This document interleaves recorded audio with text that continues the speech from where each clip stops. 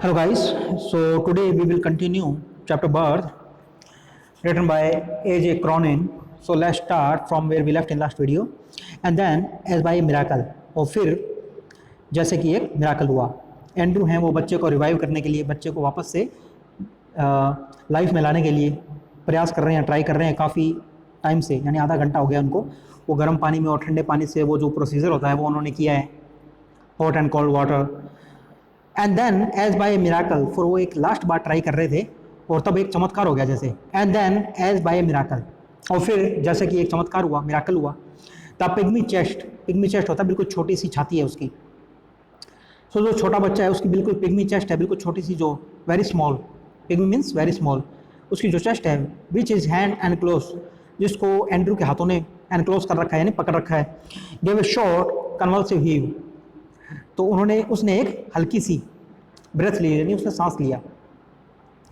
Convulsive means होता है uncontrollable या वायलेंट, हीव मीन्स ब्रेथ। तो बच्चे की जो छाती है उसमें ब्रेथ आई, उसने सांस ली हल्के से। अनदर एंड अनदर, उसके बाद में एक बार फिर ली और एक बार फिर। एंड्रू टर्न गिडी, एंड्रू है उनको चक्कर आने लग गया। गिडी होता है डिजी, कोई डिजी फील कर रहा हो, गिडी फील कर रहा हो, तो जैसे उसको चक्कर आने लगा हो। The sense of life springing beneath his fingers after all that unavailing striving, तो इतने सब जो व्यर्थ में प्रयास किए थे, वेस्टेड एफर्ट्स से, उसके बाद में उनकी उंगलियों के नीचे, एंड्रू के जो हाथ हैं उनकी उंगलियों के नीचे जो सेंस ऑफ लाइफ है, यानी जो जीवन की एक उम्मीद है, आशा है, वो स्प्रिंग करने लग गई, यानी वाइब्रेट करने लग गई। सेंस ऑफ लाइफ मीन्स जीवन की जो एक उम्मीद हो, आशा हो। Springing beneath his finger, springing होता है कुछ वाइब्रेट करना है, जंप करना। बीनीथ मीन्स नीचे, बीनीथ हिज फिंगर मीन्स उंगलियों के नीचे। अनअवेलिंग स्ट्राइविंग मीन्स वेस्टेड एफर्ट्स, सो इतने टाइम से, आधे घंटे एक घंटे से वो जो एफर्ट्स कर रहे थे, यानी जो प्रयास कर रहे थे, वो सब वेस्ट हो रहे थे। और इतने सब वेस्ट जो एफर्ट्स थे, उनके बाद में फाइनली उनकी जो उंगलियां हैं जिनमें बच्चा है, उनकी उंगलियों के नीचे एक उन्होंने लाइफ है उसको फील किया, जो कि स्प्रिंग कर रही थी, यानी जंप कर रही थी, वाइब्रेट कर रही थी। was so exquisite it almost made him faint. So exquisite means lovely या pleasant, तो ये इतनी खुशी हुई, इतना लवली फील किया उन्होंने, एंड्रू ने। इट ऑलमोस्ट मेड हिम फेंट, तो जैसे इससे वो बेहोश हो गए, फेंट हो गए। फेंट होना बेहोश हो जाना, अनकॉन्शियस हो जाना। तो लगभग इतनी खुशी हुई उन्हें कि वो लगभग बेहोश हो गए, फेंट हो गए। ही रीडबल्ड हिज एफर्ट, फिर उन्होंने अपने जो एफर्ट्स थे, यानी जो प्रयास थे उनके, उनको डबल कर दिया, बढ़ा दिया। रीडबल्ड मीन्स तेज कर देना, बढ़ा देना। फेवरिशली मीन्स तेजी से, स्पीडली, तो उन्होंने स्पीडली काम शुरू कर दिया। जब उनको उम्मीद जगी कि बच्चा है वो जिंदा हो सकता है, तो उन्होंने अपने जो एफर्ट्स थे उनको तेज किया और स्पीडली काम करने लगे वो। The child was gasping now, अब जो गैस्पिंग होता है मतलब चोकिंग, या जो मुंह खोल के सांस लेता है, breath opening mouth. So gasping means breathing by opening mouth, खुले मुंह से सांस लेना या चोक करना। So the child was gasping now, बच्चा है वो मुंह खोल के सांस ले रहा था। डीपर एंड डीपर, काफ़ी गहरा, गहरा और गहरा। A bubble of mucus come from one tiny nostril, nostril होता है जो नाक के जो हॉल्स होते हैं, यानी छेद होते हैं, जो नाक के छेद होते हैं, नॉस्ट्रल्स। बबल होता है जो बुलबुला होता है। म्यूकस होता है जो कफ होता है, लिक्विड कफ वगैरह। सो ए बबल ऑफ म्यूकस, एक लिक्विड कफ का एक बबल, यानी एक बुलबुला सा, came from one tiny nostril, तो बच्चे की जो नाक थी छोटी सी, उसमें से एक म्यूकस का बबल आया। ए जॉयफुल इरिडिसेंट बबल, यानी एक काफ़ी जॉयफुल, यानी खुशी वाला। इरिडिसेंट मीन्स शाइनिंग ब्राइट, जो कलर चेंज कर रहा हो। So iridescent means shining bright, changing colours.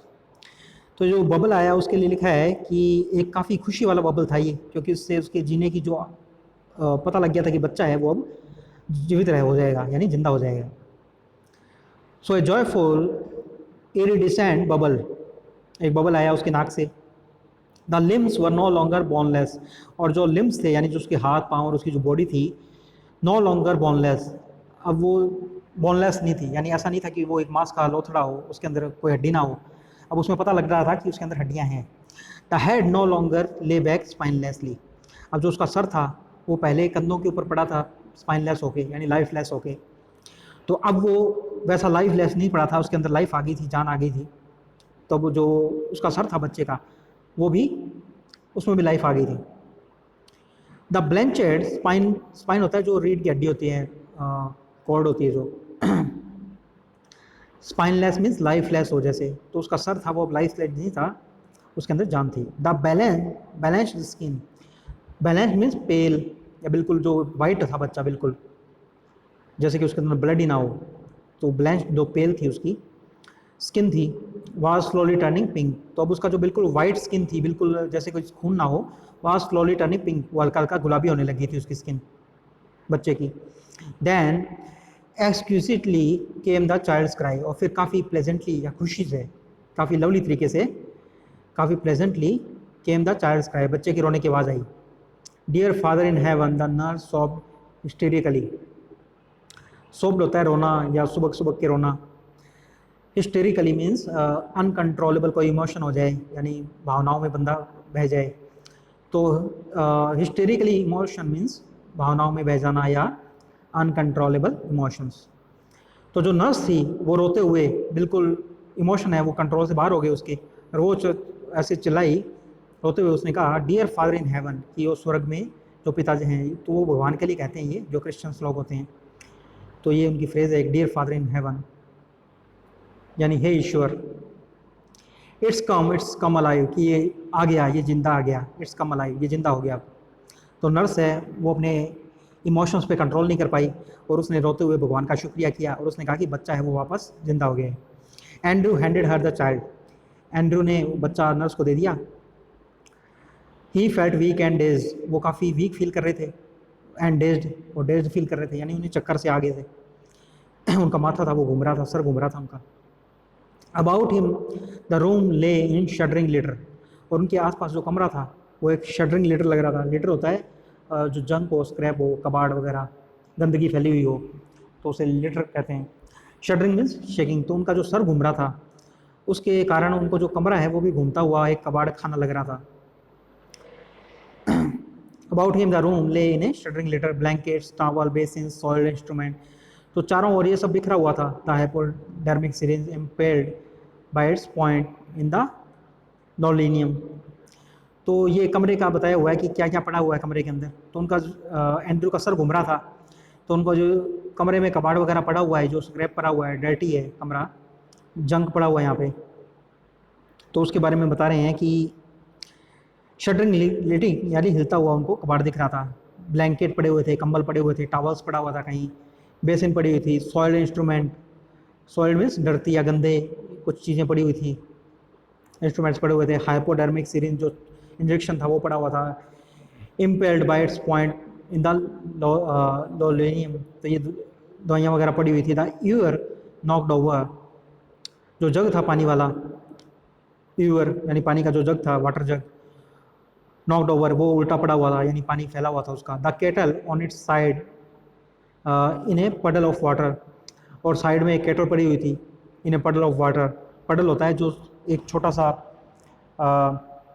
Small muddy pool होता है, तो एक मडी पूल के अंदर केटल पड़ी हुई थी, क्योंकि पानी बिखरा हुआ था, तो उस बिखरे हुए पानी के अंदर ही केटल भी पड़ी हुई थी।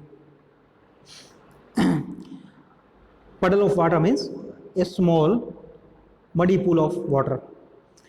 Upon the huddle bed the mother, और जो हडल बेड था यानी बेड भी बिखरा हुआ था, यानी एक डिसऑर्गेनाइज ऑर्डर्ड था बेड, चादर वगैरह फैली हुई थी, कुछ इस तरीके से चीज़ें पड़ी हुई थी। तो ये बिखरा हुआ जो बेड था, upon the huddle bed the mother still dreamed her way quietly through the anaesthetic, तो जो मदर थी उस बेड पे, बिखरे हुए बेड पे, वो अभी भी एनेस्थेटिक का उनके ऊपर प्रभाव था, यानी वो अभी बेहोश थी। Still dreamed her way quietly through the anaesthetic, तो वो अभी बेहोशी की हालत में थी, नशे में थी, जो कि एनेस्थीसिया उनको दिया गया था, तो उसी तरीके से वो बेहोश थी और वो सपनों में थी। The old woman still stood against the wall, और जो बूढ़ी महिला थी, ओल्ड वुमन, वो अभी भी दीवार का सहारा लेके खड़ी हुई थी, दीवार के पास में। But her hands were together, पर उसके हाथ थे वो जुड़े हुए थे। हर लिप्स मूव्ड विदाउट साउंड, और उसके जो लिप्स थे वो मूव कर रहे थे पर कोई आवाज़ नहीं आ रही थी। शी वॉज प्रेइंग, वो प्रे कर रही थी, भगवान से प्रार्थना कर रही थी।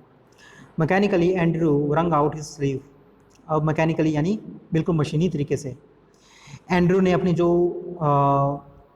स्लीव्स थी यानी उनकी जो बाजुएं थी शर्ट्स की, उनको उन्होंने व्रंग आउट किया यानी उनको निचोड़ा, क्योंकि उन्होंने जो cold water hot water therapy वगैरह की थी उससे उनकी स्लीव्स थी वो पूरा पानी में डूब गई थी, उन पे पानी आ गया था, तो उन्होंने निचोड़ कर उनका पानी निकाला। पुल्ड ऑन हिज जैकेट, और उन्होंने अपनी जैकेट थी उसको पुल्ड ऑन किया यानी चढ़ा दिया उसको जैकेट को। I will fetch my bag later nurse, उन्होंने नर्स से कहा कि मैं अपना जो बैग है वो बाद में लेके जाऊँगा। ही वेंट डाउन स्टेयर, वो सीढ़ियों पे नीचे आ गए, सीढ़ियों से नीचे गए वो। Through the kitchen into the scullery, अब वो किचन से होते हुए जो स्कलरी है, स्कलरी होता है a room for washing dishes and for similar work, तो जो बर्तन धोने की सिंक वगैरह होती है उसको स्कलरी कहते हैं। तो वो नीचे सीढ़ियों से नीचे आए किचन से होते हुए, और जो बर्तन धोने की सिंक वगैरह लगी हुई थी वहाँ से होते हुए। हिज लिप्स वर ड्राई, उनके होठ थे जो एंड्रू के वो सूखे हुए थे। एट द स्कलरी ही took a long drink of water, और जो सिंक होती है, किचन की सिंक होती है, बर्तन धोने की जो जगह होती हैं वहाँ से उन्होंने पानी पिया, a long drink of water, काफ़ी पानी पिया उन्होंने। He reached for his hat and coat, फिर उन्होंने अपना हाथ बढ़ाया जो अपना हैट लेने के लिए और अपना कोट लेने के लिए, तो उन्होंने अपना कोट और अपना हैट लिया।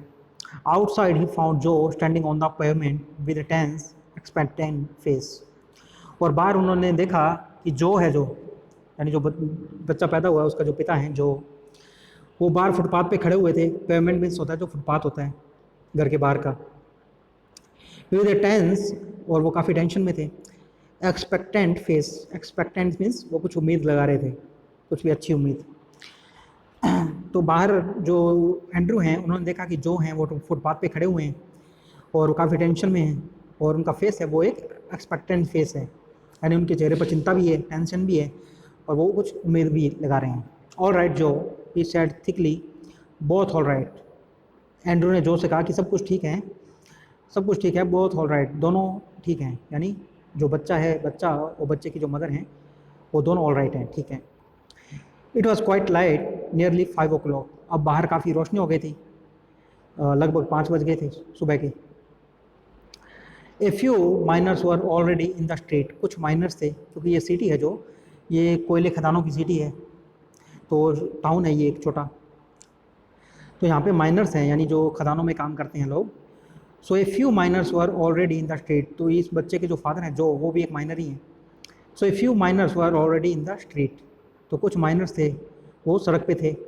The first of the night shift moving out, जो पहली नाइट शिफ्ट है वो मूव आउट हो रही थी।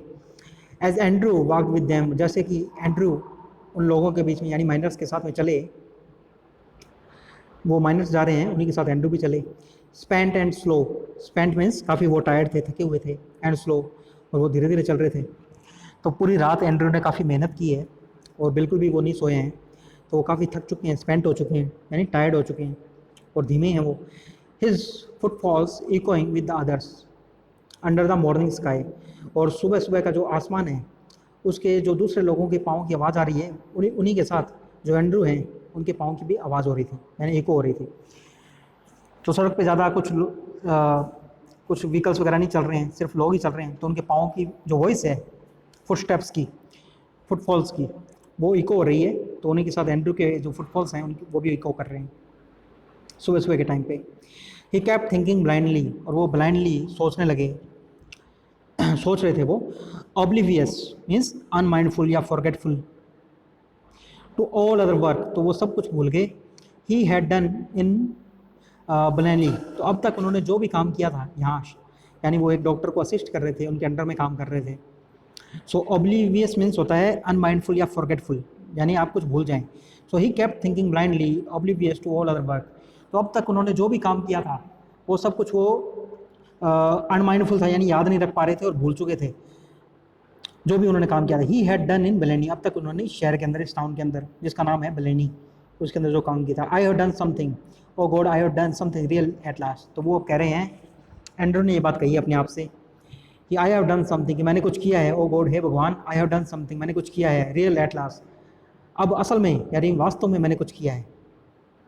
तो आज तक उन्होंने जो भी पहले का काम किया है वो सब उनको वेस्ट लग रहा है, यानी व्यर्थ लग रहा है, और अब वो कह रहे हैं कि उन्होंने कुछ किया है. So from here we will continue in next video. इसका होमवर्क करेंगे आप.